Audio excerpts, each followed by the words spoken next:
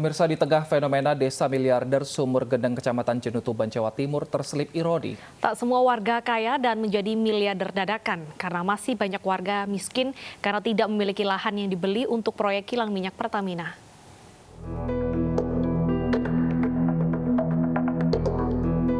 Desa Sumur Geneng, Kecamatan Jenuh, Kabupaten Tuban, Jawa Timur, sontak menjadi fenomena. Hal ini dipicu warganya yang menjadi miliarder dadakan setelah lahan mereka dibeli Pertamina untuk proyek kilang minyak. Uang hasil ganti rugi lahan yang diterima warga mencapai miliaran rupiah. Akhirnya warga memborong mobil dan viral di media sosial. Tapi cerita kampung miliarder Sumur Geneng menyisakan ironi karena tak semua warga menjadi miliarder dadakan. Seperti yang dialami Tarsima. Karena tak memiliki lahan yang dijual ke Pertamina, ia hanya bisa menyaksikan kebahagiaan para tetangganya yang menjadi miliarder. Sementara untuk memenuhi kebutuhan hidup sehari-hari, ia masih mengandalkan bantuan dan uluran pertolongan pemerintah.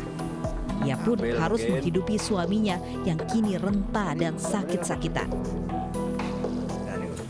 Boten nggih. Lah boten gadah lahan kan gue nak kandu lahan kan dia podingah. Niki lho nak lho lahane. nggih. Niki bapaknya sakit napa, Dik? Tiba. Wis pir kono nak wis iku ora iso mlaku kok iku rene iki wae genjong kok. Tak sendiri, di Desa Sumur Geneng terdapat 288 keluarga penerima manfaat bantuan sosial pemerintah. Namun, fenomena miliarder dadakan membuat jumlah keluarga penerima manfaat berkurang.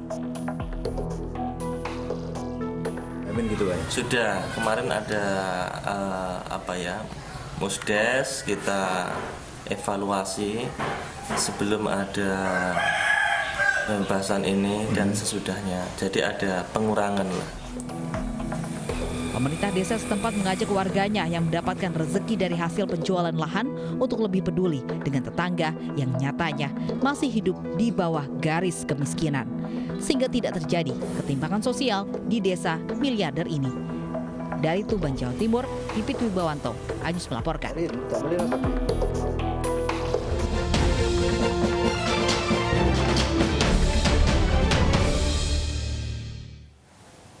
Kita ke informasi lainnya pemirsa, penyedia jasa ojek online lokal di kota Salatiga, Jawa Tengah ini menyediakan layanan antar menggunakan sepeda motor listrik. Nah, selain lebih ramah lingkungan dan juga ini pastinya lebih murah 50% karena pemakaian motor listrik juga lebih ramah lingkungan.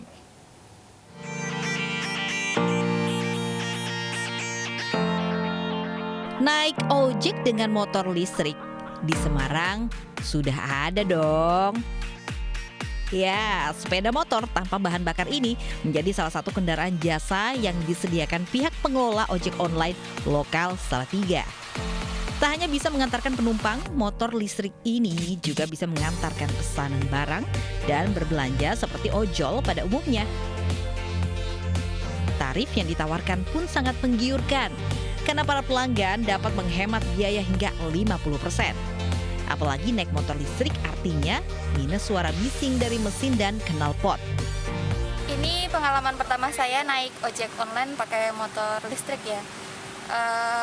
Kelebihannya ada banyak sih. Yang pertama lebih ramah lingkungan. Terus karena di situ juga nggak ada suaranya. Habis itu juga lebih nyaman.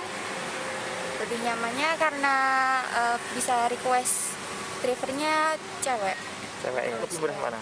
Tarifnya lebih murah pakai motor listrik. Iya. Berapa sih Mbak kalau untuk kisaran di dalam kota Salatiga?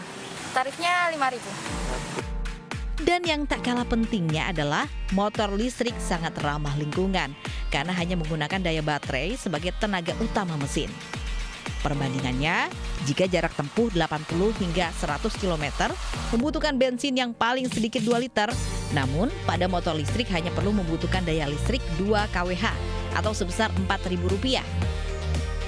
Biaya lebih murah ini Mas, jadi 50% dari motor listrik, motor matic biasa. Ya. Nah ini, jadi pelanggan saya lebih banyak ke sini, jadi kan kalau ini kan nggak pakai bensin ya. Jadinya tinggal colokin ke listrik aja. Wah, lengkap ya. Mengurangi pencemaran, hemat biaya perawatan karena tak perlu sering servis, dan harga yang lebih murah. Semoga kedepannya makin banyak lagi ya yang menggunakan motor listrik. Dari Kota Salatiga, Jawa Tengah, Lurisa Lulu, iNews melaporkan. Pemirsa, pandemi COVID-19 sudah berlangsung 1 tahun dan menyebabkan gejolak ekonomi di seluruh dunia. Pertumbuhan ekonomi melambat dan membutuhkan kolaborasi semua pihak untuk kembali bangkit.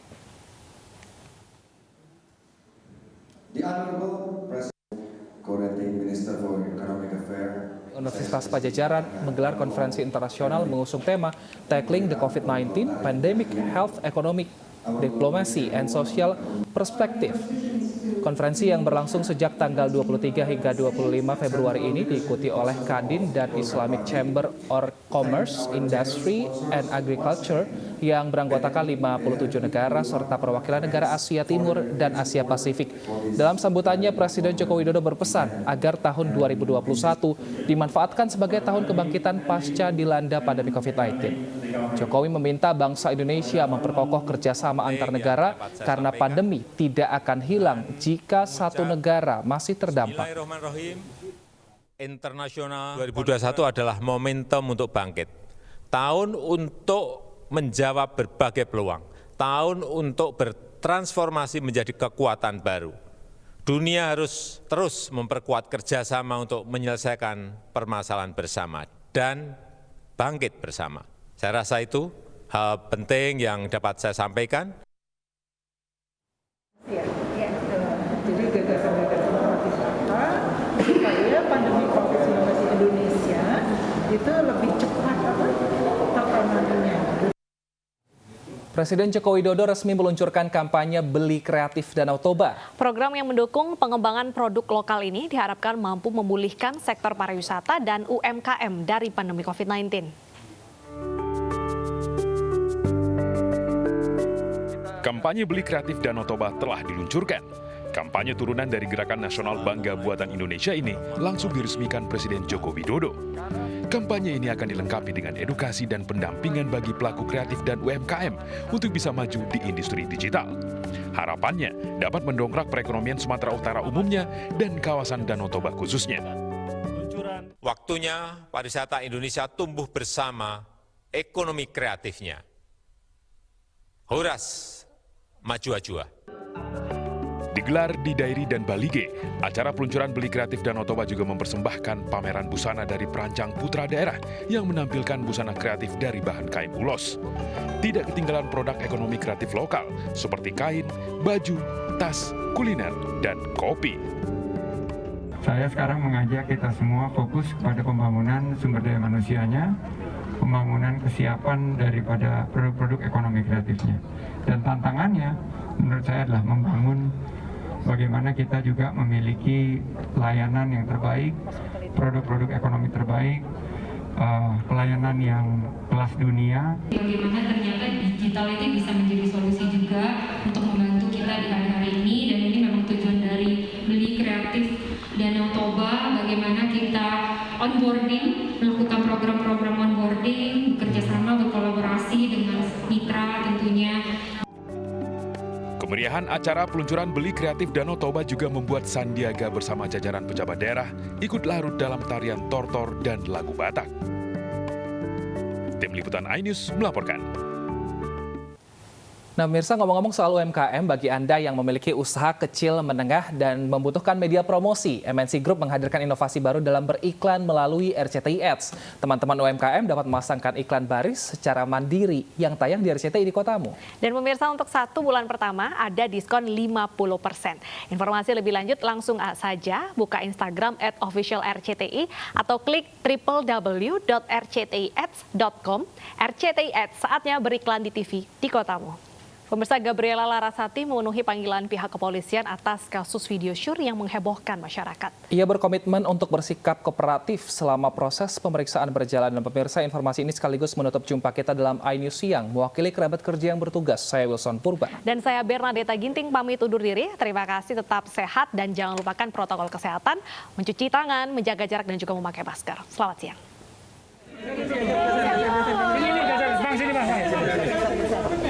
Tolongnya jaga jarak ya. Gabriela Larasati diperiksa sebagai saksi atas kasus video syur yang diduga mirip dengan dirinya di Polres Metro Jakarta Barat pada Selasa sore. Sebanyak 31 pertanyaan berhasil dijawab dengan baik oleh Gabriela. Usai menjalani pemeriksaan selama 5 jam, Gabriela diperbolehkan pulang oleh pihak kepolisian. Dirinya enggan berkomentar atas pemeriksaan ataupun kasus yang menimpa dirinya. Dan kita percaya pada penyidik itu kerja profesional. Nanti kita nggak akan banyak bicara di sini karena masih ada kepentingan dari klien kami, kegiatan lagi yang lain dan sudah cukup lelah. Jadi misi kami mau jalan dulu. Statusnya sebagai saksi dikarenakan ini masih proses penyelidikan, ya. Cuma nantinya kita akan mengambil keterangan dari keterangan pihak-pihak lain sehingga nantinya untuk terkait dengan proses berikutnya nanti akan kita pertimbangkan dari keterangan saksi-saksi lainnya juga.